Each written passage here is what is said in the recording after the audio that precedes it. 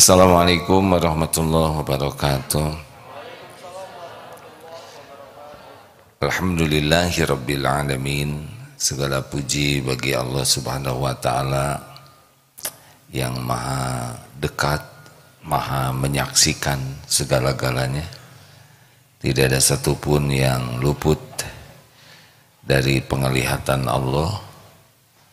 Dialah Allah yang maha mengatur segala sesuatu. Jagad semesta ini beres, walaupun luar biasa rumitnya, beres. Tubuh kita juga rumit luar biasa, beres.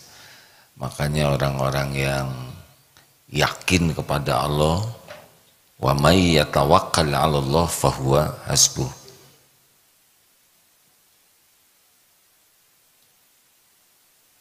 Orang yang yakin Allah yang akan mengurus dirinya, Allah akan urus.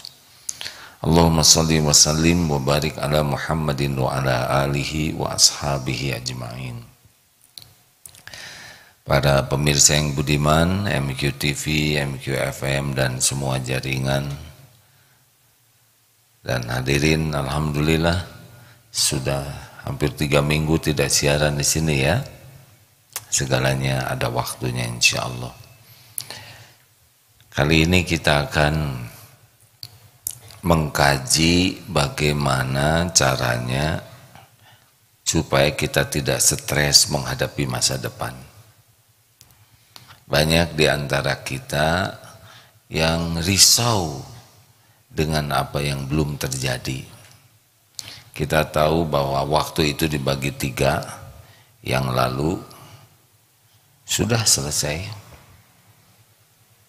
yang akan datang belum terjadi, dan saat ini. Harusnya yang lalu tidak membuat kita sengsara dan yang akan datang tidak membuat kita sengsara. Tapi tidak sedikit orang yang tidak bisa menikmati hari ini karena masa lalu, juga karena masa yang akan datang. Ini banyak santri, kalau santri akhwat mungkin ya pikirannya, saya lulus tidak, saya ingin kuliah di mana, nanti siapa jodoh saya, punya anak berapa, pikir. Kalau lelaki ya samalah ya.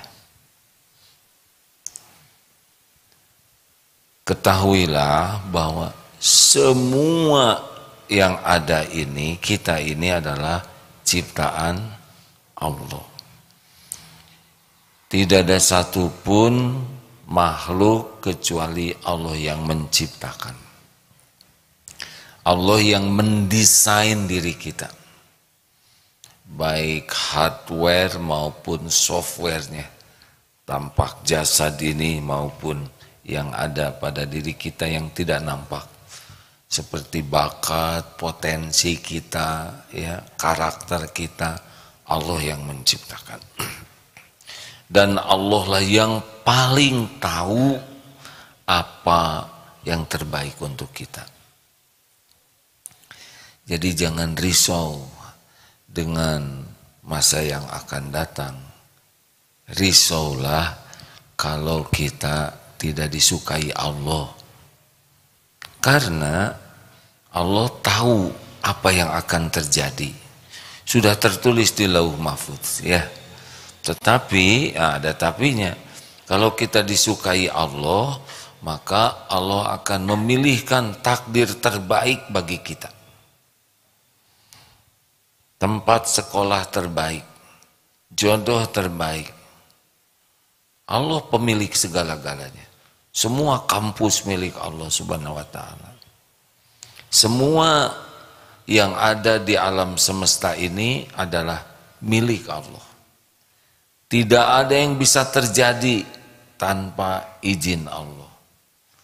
Jadi kalau kita ingin sesuatu yang terbaik di masa yang akan datang, intinya sederhana. Jadilah orang yang disukai Allah. Nanti Allah akan ngatur.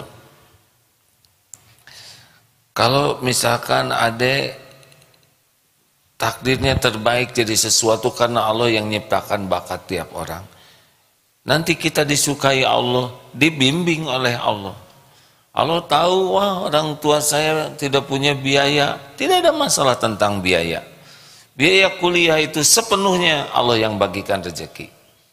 Kalau Allah mau takdirkan adik kuliah di satu tempat, nanti jalannya ada ke sana. Nggak ada biaya dari orang tua, nggak ada masalah sama sekali. Tinggal Allah gerakan saja nanti orang yang akan membiayai atau digerakkan saja, dipinterkan, nanti dapat beasiswa. Ini berapa banyak yang hadir di sini wajah-wajah beasiswa, ya kan? Gak usah ngajung deh, sudah auranya terbaca ya. Itu Allah juga yang ngatur. Hadirin sekalian, saya mohon maaf sebetulnya seburuk-buruk cerita tuh, dan yang paling bahaya dalam cerita adalah cerita tentang pribadi. Sejujurnya AA tidak pernah terbayangkan akan seperti ini. Tidak. Waktu SMA tidak terbayang. Saya bukan lahir dari dunia pesantren. Ayah saya seorang prajurit. Alhamdulillah. Sekolahnya elektro, tidak nyambung. Dari kecil sukanya berdagang, bisnis dari TK. Tidak terbayang, benar-benar tidak terbayang akan membangun sebuah pesantren, akan dianggap sebagai seorang pimpinan pesantren begini. Bukan hanya bayangan, remeng-remeng saja tidak. Tapi terjadi ini sekarang. Benar? Ada ini pesantren. Ini saya barusan cari sorban supaya rada kelihatan. Ya. Tidak terbayangkan. Ada yang ngatur. Maaf ya, kawan-kawan, ini buka dapur. Maksudnya dapur ini rahasia. Kami rapat di Darut Tauhid. Apa yang terjadi jauh lebih baik daripada yang dirapatkan. Tidak terbayang. Masjid akan sebagus ini, di berbagai tempat ada. Tidak terbayang.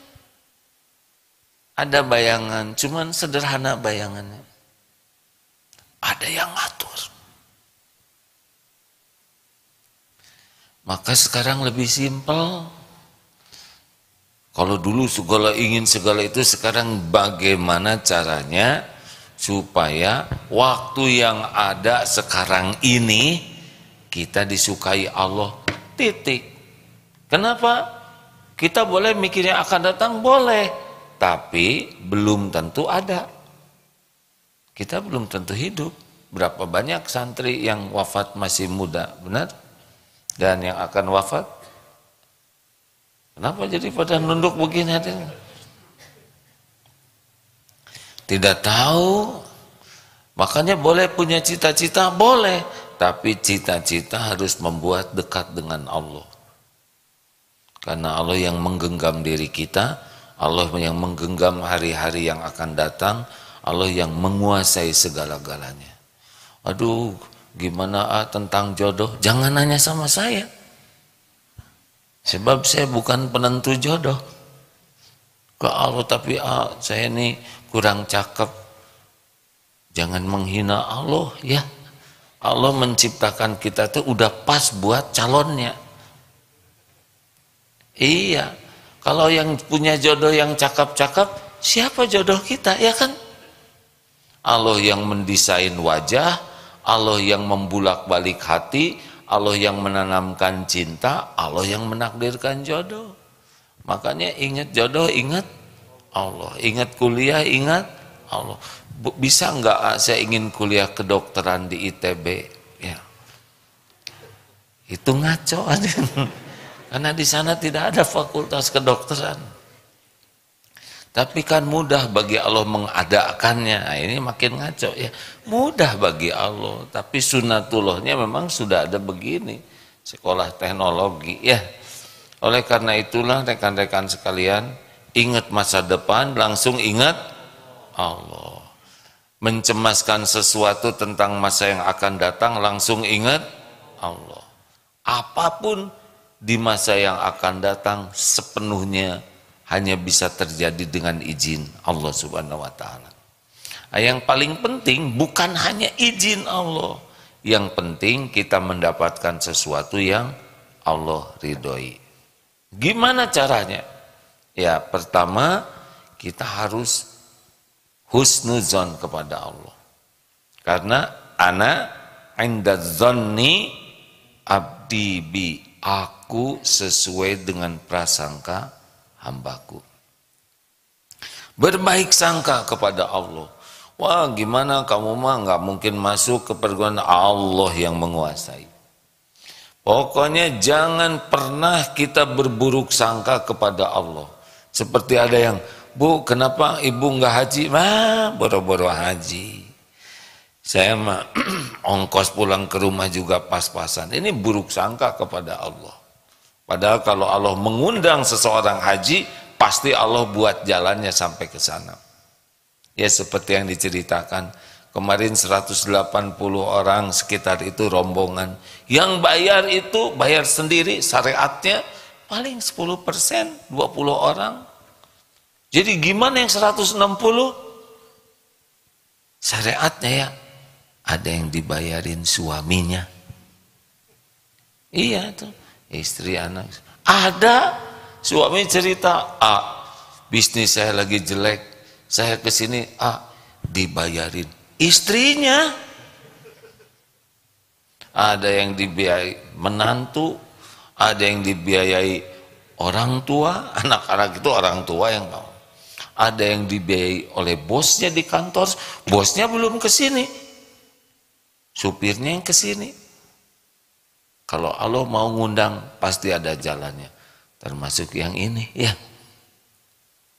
Setahun bisa 4 kali takdir Allah saya ke tanah suci, jarang, hampir nggak ngeluarin ongkos, diongkosin ya, ada jalannya. Pernah suatu saat tidak dapat kuota haji, padahal ingin haji, kuotanya sudah tidak ada di sini. Qadarullah dapat undangan dari raja untuk haji, ada saja jalannya. Oleh karena itu husnuzon kepada Allah. Jangan mengecilkan janji jaminan Allah hanya karena lihat kemampuan orang tua, kemampuan finansial. Saya mah nggak bisa lah, nggak mungkin. Nah itu suudzon. Tidak ada yang tidak mungkin bagi Allah.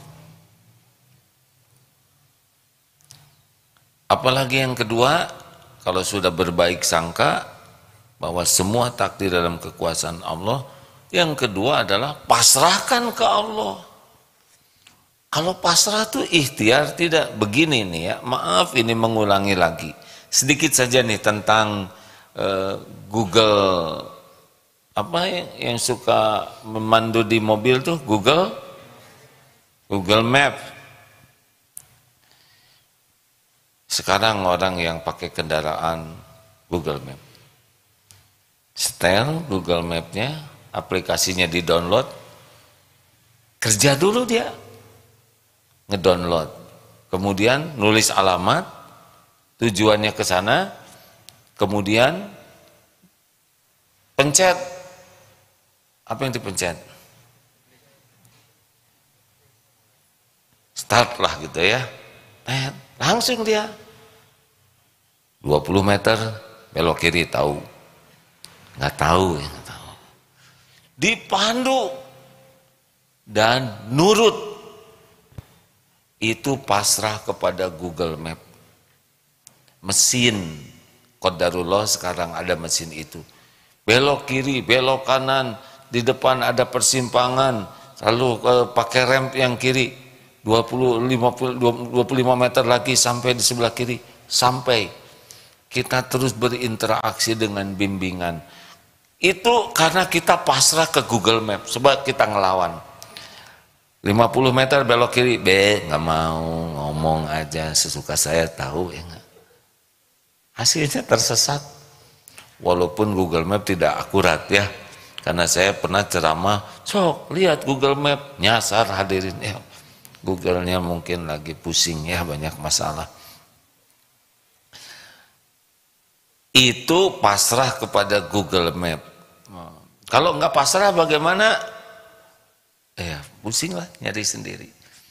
Kita bisa pakai Google Map, bisa tidak, ya kan? Kurang lebih itulah. Kalau dulu sebelum cerita Google Map seperti masuk ke gunung, mau ke puncak gunung, ada pilihan, silahkan masuk ke puncak sendiri atau lapor kepada pemilik gunung, pawang gunungnya ya. Barang siapa yang lapor ke pemilik gunung ini kemudian menyerahkan dirinya, akan dipandu oleh penguasa gunung ini, jamin akan sampai ke tujuan dengan jalan yang paling efektif dan efisien. Mana yang paling menikmati perjalanan di gunung itu? Yang masuk sendiri atau yang memasrahkan diri kepada penguasa gunung itu? Memasrahkan. Dulu sering diceritakan, wah saya mau ke hutan, mau ke sana, tapi dia tidak pakai petunjuk, di lehernya galon 2. Buat apa bawa galon begini saja? Ya karena cadangan air di hutan. Itu bawa karung buat apa, beras? Ya buat di hutan. Itu kenapa bawa golok gergaji buat di hutan? Ini apa? Kompor, selimut. Menderita dari awal. Tapi ketika lapor nggak usah bawa galon. Nanti saya tunjukkan mata air di hutan. Saya juga bakal ngasih tahu mana pohon yang ada airnya yang bisa diminum. Cukup bawa file flash kecil saja. Ini apa kok bawa beras? Ya buat masak di hutan, nggak usah. Bawa sekarung gitu paling 10 meter udah tengkurap. Nanti cadangan makanan di hutan. Beres. Itu kenapa pakai baju besi? Ingat pakai, takut ini, ular dipatuk. Tenang, saya beritahu semua binatang-binatang berbahaya di hutan ini dan cara menghindarinya, cara mengatasinya. Enak kan? Ketika nanjak, Pak, kenapa ini nanjak terus, Pak? Shh, ini jalan terpendek untuk dapat nangka. Ini nangka di atas. Jadi nanjak, tapi kalau tahu ini bakal dapat makanan jadi happy. Betul? Ini kok jalannya licin begini, ini mau ke mata air. Senang dia. Kurusuk-kurusuk, wah itu ada babi hutan. Tenang, tinggal belok. Set, beres ya. Karena babi hutan nggak bisa belok. Kalau ada yang ngasih tahu mah gampang hidupnya. Sama ujian juga kan, ulangan. Aduh ini soal susah, kata guru B. Langsung beres ya kan. Padahal aslinya A. Artinya ribet itu kalau tidak ada yang nuntun. Betul? Dengar nih ya, doa keluar rumah. Barang siapa yang keluar dari rumah dan berdoa Bismillah dengan nama Allah, tawakkaltu 'ala Allah, saya bertawakal kepada Allah, saya pasrahkan diri saya kepada Allah sepenuhnya. Bismillahi tawakkaltu 'ala Allah, la haula wala quwwata illa billah. Sungguh saya tidak ada daya, tidak ada kekuatan kecuali dengan izin Allah, dari Allah. Apa? Kepada orang ini dikatakan seketika itu, hudita wa kufita wa wukina, ditunjuki, dicukupi, dilindungi. Tuh hadirin, hanya dengan doa itu. Tapi kan banyaknya orang keluar rumah lupa doa itu. Ada yang keluar rumah doa Bismillahirrahmanirrahim, enggak ingat. doa itu apa artinya. Ada yang ingat artinya, belum yakin dengan janji jaminan Allah. Tapi kalau kita keluar dari rumah, bismillah, dengan namamu ya Allah, tawakkaltu 'alallah, saya bertawakal kepadamu, saya serahkan diri saya, urusan saya kepadamu. La haula, sungguh saya tidak punya kekuatan apa-apa, tidak punya daya, wala quwata, tidak punya kekuatan, saya tidak punya kemampuan apa-apa untuk meraih manfaat atau menolak mudarat. Saya tidak punya kemampuan untuk berbuat taat atau menjauhi maksiat illa billah, kecuali dengan pertolonganmu ya Allah. Allah tahu siapa hambanya yang doa, Allah tahu siapa hambanya yang doa dan mengerti apa yang dia ucapkan. Allah tahu hambanya yang berdoa dan yakin dengan janji jaminan Allah. Tingkatan ini sangat menentukan hasilnya. Nanti ditunjukin. Kalau harus ketemu ilmu, kita ketemu ilmu itu. Maaf ya, seperti sekarang nih, pagi ini, yang takdirnya harus dapat ilmu ini, dengar dia di sini sekarang atau di medsos. Tapi ada juga yang ke masjid, tapi kelihatannya nggak dapat ilmu. Ya itu dia tuh yang nyender. Ada apa? Kan subhanallah, subhanallah, subhanallah. Langsung wirid ya. Kalau memang kita harus ketemu orang dan Allah menakdirkan sesuatu lewat orang itu, kita ketemu orang itu. Semua makhluk Allah yang menggenggam. Kalau Allah menghendaki kita dapat sesuatu, dapat, nggak bisa dihalangi, nggak bisa dicegah, nggak bisa dimundurkan. Apa yang Allah kehendaki, innama amruhu idza arada syai'an ayyakula lahu kun fayakun. Makanya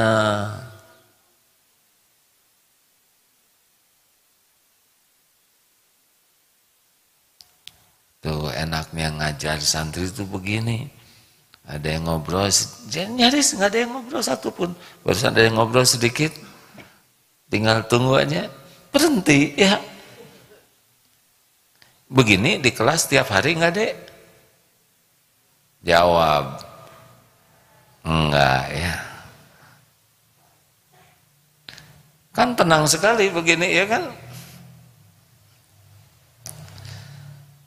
Nah, jadi adik-adikku sekalian, para santri yang punya cita-cita, masalah terbesarnya adalah tidak bertawakal kepada Allah. Sibuk dengan ini, tanya sana, tanya sini, tapi tidak tanya kepada yang maha tahu apa yang terbaik. Saya harus dites oleh psikolog, saya harus datang, boleh. Atau tanya kepada yang menciptakan diri kita dengan istiqoroh, ya. Ya Allah, wahai yang menciptakan diri ini, Engkau yang paling tahu bakat, potensi saya, dan Engkaulah yang paling tahu apa yang terbaik bagi dunia akhirat saya. Saya harus sekolah di mana ya Allah? Mana sekolah terbaik yang membuat saya semakin dekat denganmu? Mana sekolah terbaik yang membuat saya bisa semakin manfaat bagi hamba-hambamu? Ya Allah, Engkaulah yang menggenggam masa depan saya. Udah, tinggal perbaiki diri, patuh kepada Allah. Nanti seperti ini, seperti ada petunjuk-petunjuk Google Map, begitulah sederhananya kan takdirnya. Google Map juga Allah yang menciptakan lewat siapa yang Allah kehendaki. Nanti kita dapat amalan sholat tepat waktu, tinggal sholat tepat waktu. Kita ada amalan nanti lisannya selalu berzikir, Allah ngasih tahu amalan yang Allah sukai, kita zikir saja terus. Nanti ada amalan ahabun nas ilallah, manusia yang paling Allah cintai, anfa'uhum linnas, yaitu orang yang paling bermanfaat bagi manusia lainnya. ahabbul a'mali ilallah, amalan yang paling dicintai Allah adalah memasukkan kebahagiaan ke hati orang lain, atau melapangkan dari kesempitan orang lain, atau membayarkan hutang orang lain, atau memberi makan yang lapar. Sungguh aku lebih suka keluar bersama saudaraku untuk menolong orang yang dalam keperluan daripada itikaf 1 bulan di masjid ini, Masjid Nabawi maksudnya. Itu salah satu sabda Rasulullah SAW. Tinggal dapat ilmu, patuhi, dapat ilmu, amalkan, sing ikhlas. Ngamalkannya bukan untuk diposting, mengamalkannya bukan untuk dipuji orang, tapi dapat ilmu, amalkan supaya satu saja, supaya Allah suka. Selesai. Kenapa kok kamu jadi orang rajin tahajud? Karena Allah nyuruh tahajud dan Allah suka sama yang tahajud. That's all. Kenapa kamu kok jadi orang sabar sekali sih? Diomongin jelek, dihina, kok nggak sakit hati dan tetap aja memaafkan? Kenapa kamu gitu? Karena Allah menyuruh sabar dan Allah suka sama orang sabar. That's all. Cukup. Kenapa kok rajin banget belajar? Pengen jadi bintang kelas ya? Kak, Allah menakdirkan saya sekolah. Allah suka sama orang yang sungguh-sungguh. Mau jadi bintang kelas, bintang 7, bintang penting, Allah suka. Ibu, kenapa kok ibu sabar bener padahal suami ibu sangat baik?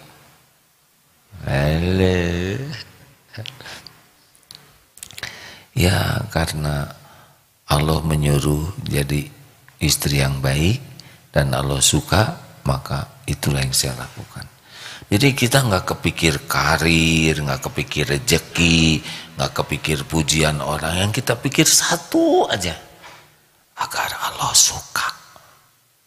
Selesai. Dan Allah tahu bahwa kita ingin disukai Allah. Allah tahu kita mengamalkan ilmu tujuannya supaya Allah suka. Coba, man soma Ramadana imanan wahtisaban gufirolahu ma taqaddama min dambi. Barang siapa yang saum di bulan Ramadan benar-benar penuh keyakinan ke Allah dan hanya mengharapkan pahala keriduan Allah, habis itu dosa-dosanya yang lalu tuh. Jadi saum yang betul-betul mencari keriduan Allah. Ini dia masalahnya, kita tuh terlalu jaim ya. Halo, kita tuh terlalu ingin dinilai orang, dipuji, dihargai, dikagumi, dibalas budi. Mau apa? Sampai dower orang memuji kita, nggak ada apa-apanya. Tapi saya sakit hati dihina orang. Yang bahaya tuh bukan mulut orang. Yang bahaya tuh mulut siapa? Kok nggak jawab sih hadirin? Yang bahaya mulut siapa? Mulut diri sendiri? Emang diri sendiri bukan orang? Itu kan mulut orang. Yang bahaya tuh bukan mulut orang lain, tapi mulut sendiri lagi. Mulut diri sendiri. Kita tuh tidak dihisab mulut orang. Dihisab mulut tetangga, enggak. Oleh tetangga yang dihisab mulut sendiri. Jadi harus bagaimana? Kalau tawakal, cari ilmunya. Apa yang Allah suka, amalkan supaya Allah suka. Selesai, begitu aja hidup ini, nggak ruwet ya. Nanti ada episode macam-macam. Nanti ada episode kita kena ujian, dihina, difitnah. Itu juga di sana ada amalan yang membuat Allah suka. Innallaha ma'as-sabirin. Sesungguhnya Allah bersama orang yang sabar. Sabar saja. Nanti beres sendiri kok. Allah lihat kita sabar, kita menahan diri, kita berusaha melakukan yang Allah suka. Pada waktunya ambil musibah itu, ya. Yang menghina kita, kalau kitanya idfa billati hiya ahsan, tolak keburukan dengan cara yang lebih baik.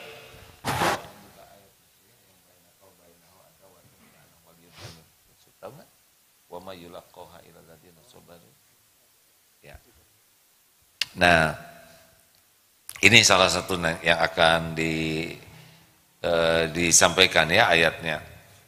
Surat apa? As-Saffat ayat berapa? Ya karena saya suka nanya terus, jadi jarang ingat ya. Nah giliran nggak ada orang, nggak ada yang ditanya ya. Idfa billati hiya ahsan. Tolaklah keburukan dengan cara yang lebih baik. Yang ada di antara kamu dengan dia adawatun ka'annahu waliyun hamim, dan oleh Allah dirubah hatinya menjadi seperti sahabat yang setia, dan itu tidak diberikan kecuali kepada orang yang sabar dan orang yang mendapatkan kebaikan yang banyak. Nah coba ya, nanti akan ada episode tuh orang sebel ke kita, akan ada episode orang nyakitin kita. Nggak mungkin semua orang senang ke kita. Nabimu aja sempurna, ada yang sebel, masa kita yang nyebelin asli nggak ada yang sebel ya. Kita kan asli ya. Nah nanti tapi dari sana kita bisa dicintai Allah. Sudah ada Ustaz? Fusilat ayat 5 berapa? Fusilat 3334. Maaf ya, saya kalau lagi bicara begini suka kebayang Ustaz Adi Hidayat.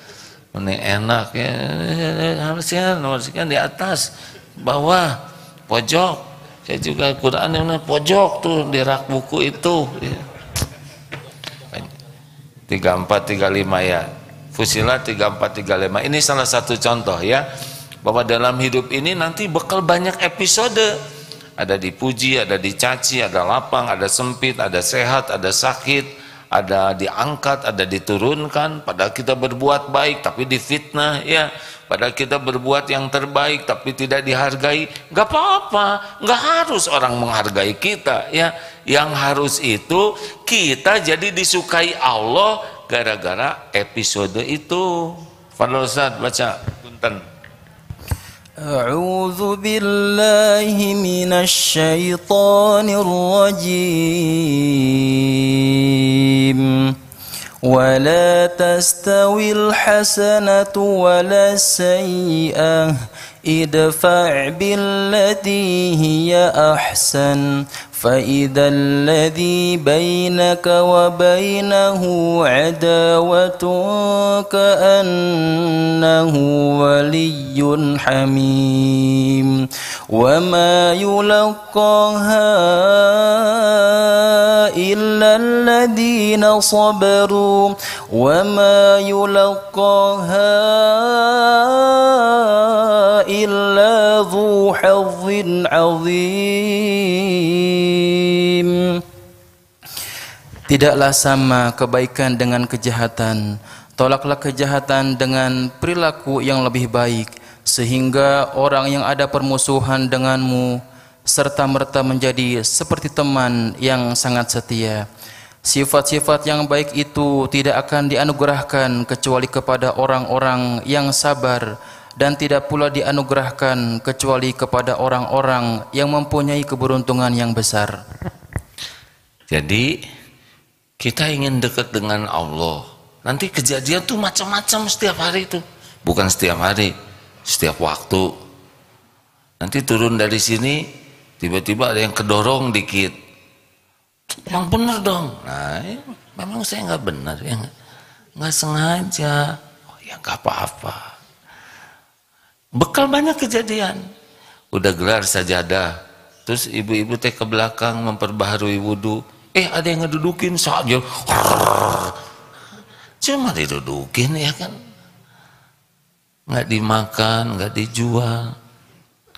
Bu, oh ini sajadah ibu. Oh maaf ya bu, sajadahnya bagus. Teng, ingat ujian nih. Nyebut bagus berarti dikasihin ya kan. Ibu suka? Aja buat ibu. Ya Allah, ibu kok baik sekali. Kenapa sih ibu baik sekali? Allah suka sama yang berbuat baik. Oh gitu ya bu ya. Bayar aja. nggak jadi bayar. Gitu hadirin. Jadi nggak rumit sebetulnya. Akan terus kejadian-kejadian ini nanti di jalan ya, di pinggir jalan. Ada kemarin anak cerita, wah waktu di jalan itu mobil nyerempet kena spionnya sampai ngejeduk gitu. Terus gimana? Ya udah pergi, dianya kabur. Ya sudahlah, istighfar aja. Siapa tahu kita punya dosa apa sehingga takdirnya keserempet, dan doakan yang nyerempet itu supaya bisa tobat juga, nggak nyerempet yang lain. Jangan doa jelek, sing mencret, sing mules, nanti didoakan oleh malaikat sama ke kita, udah keserempet, mules lagi. Nah yang bagus-bagus saja. Ini terus kejadian ini hadirin ya. Nanti ada yang muji, aduh ibu baik sekali, ibu tuh kayaknya bidadari sorga loh.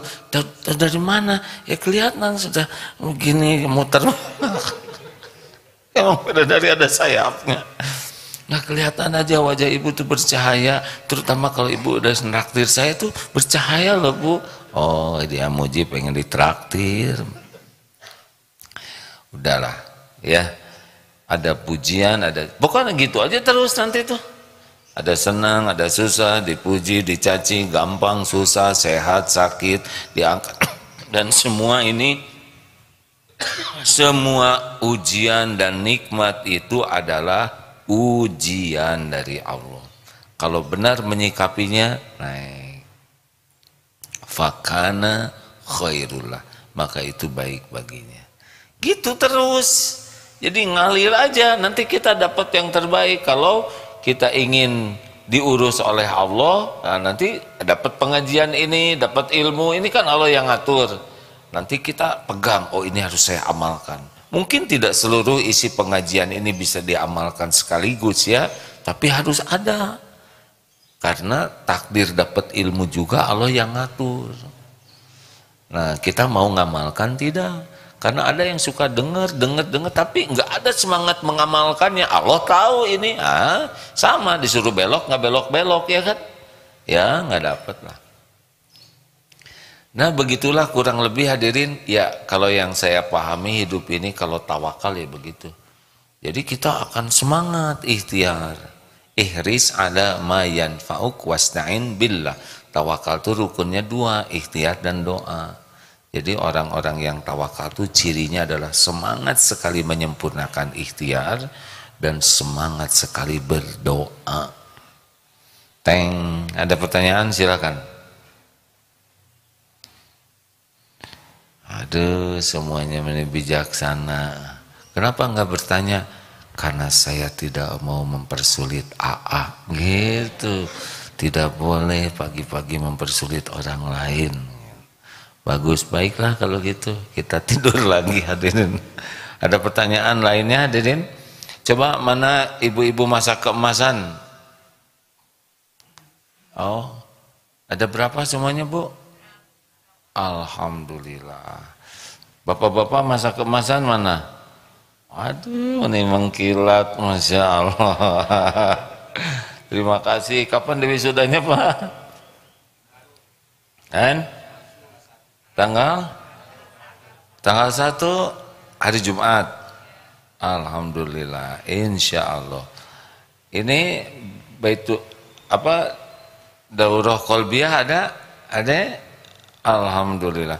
Kalau ngacung tuh jangan ragu-ragu yang segini pedit. Jangan.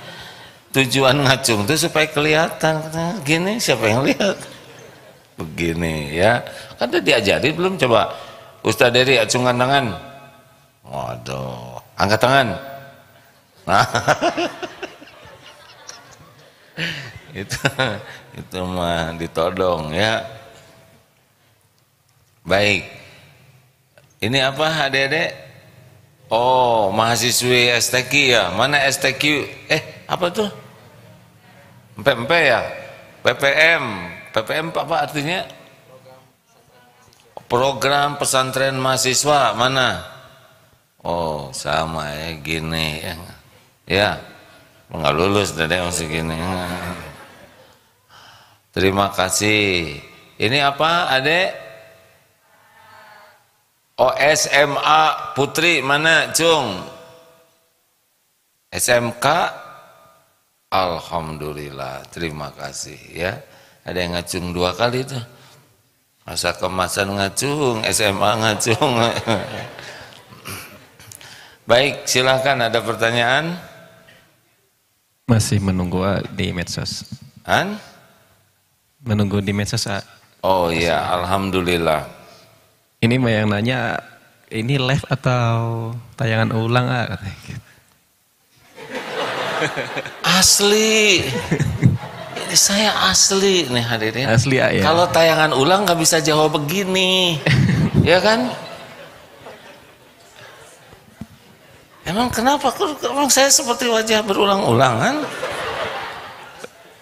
Kan Asli. sebelumnya kita sering tayang ulang, Oh. gitu. Ini asli, nanti kalau ditayangkan ulang asli lagi ya. Asli hadirin ya. Astagfirullahaladzim. Lanjut, ada pertanyaan selanjutnya. Oh iya, insya Allah Ramadan ini AA di Perth di Australia, berangkat tanggal 2. Nanti ngajarnya dari sana. Jangan heran kalau nanti bahasa Inggris ya. How are you?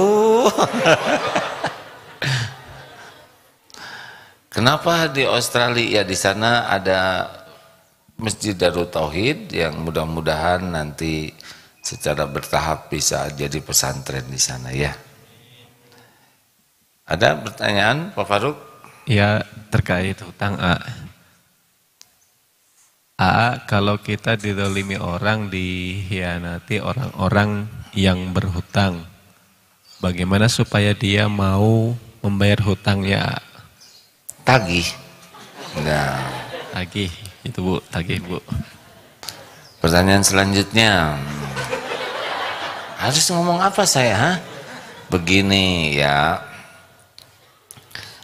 Memang tingkatan hutang macam-macam, jenis utang juga macam-macam. Ada hutang, ada kita hutang karena bisnis, kerjasama. Ada orang berhutang dan orangnya udah tipis harapan mengembalikan lah ya.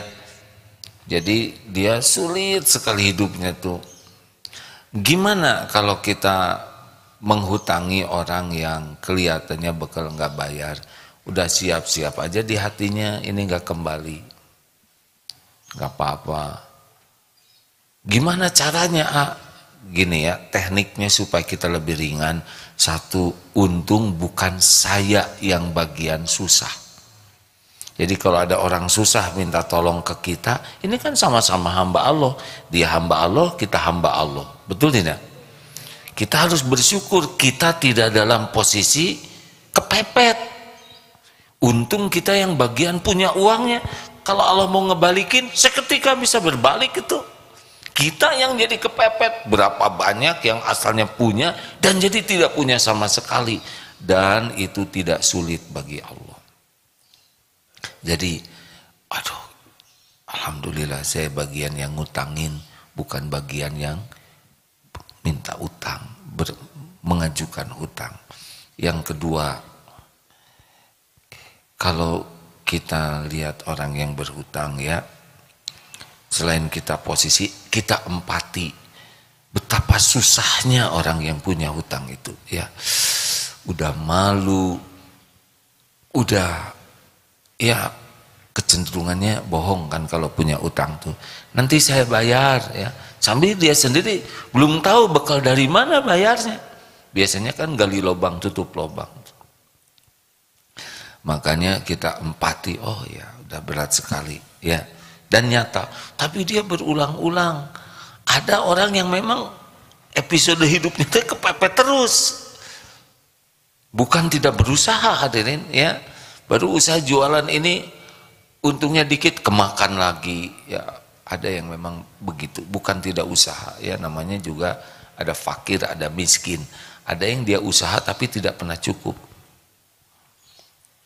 Lalu kalau kita nolong, bantu ya, kita bersyukurlah kepada Allah, kita dijadikan jalan, Makanya kalau suatu saat nggak kembali, ya udah nggak apa-apa, halalkan aja. Gitu. Jangan sampai kita mikirin uang yang dipinjam orang sampai lupa mensyukuri rezeki yang ada. Kan ada di sana 1 juta, di sana stres tiap malam tuh mikirin yang nggak ada. Yang ada tidak disyukuri. Ini pernah kejadian. Ada cerita, ini nikahkan anaknya, terus si menantunya dikasih modal. Ini orang kaya nih, sampai di Singapura punya apartemen. Udah gitu anaknya tuh pisah dan modalnya tuh nggak dipulangin. Waduh, marah, dendam sekali. Sampai di opname di rumah sakit, mikirin modal yang nggak dikembaliin oleh menantunya. Padahal 2 miliar itu tidak ada apa-apanya dibanding dengan ratusan miliar. Tapi dia lebih sibuk mikirin yang nggak ada daripada nyukurin yang ada. Jangan sampai kita tersiksa oleh orang yang tidak mampu bayar utang. Dia mampu loh, tapi dia nggak bayar. Ya tagih. Kalau ditagih dia malah lebih galak daripada saya. Ya udah, doain aja supaya dia bisa bayar. Doain supaya dia kaya. Enak aja, udah ngutang didoain kaya. Ya udah tuh, doain apa terserah, dinasehatin ngelawan terus.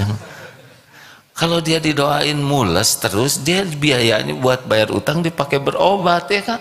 Mending doain kaya, rugi sebab saya juga nggak kaya-kaya. Sudah ribet, ada yang nasehatin ngelawan terus tuh ada. Padahal kan nggak ada ruginya ngedoain orang lain jadi makmur, benar? Tapi ada dasar pelit ya nggak, ngedoain orang lain aja nggak boleh. Persis seperti gini nih, ini AA misalkan sekarang kalau ada orang yang ngasih uang, saya mau ngasih rezeki nih ke AA 10 miliar, asli nih AA, bro aja dikasih ke sini 10 miliar, misal nih pagi ini, apa coba yang mau saya lakukan? Dibagi berapa dok? Bagi 500 juta ya bang.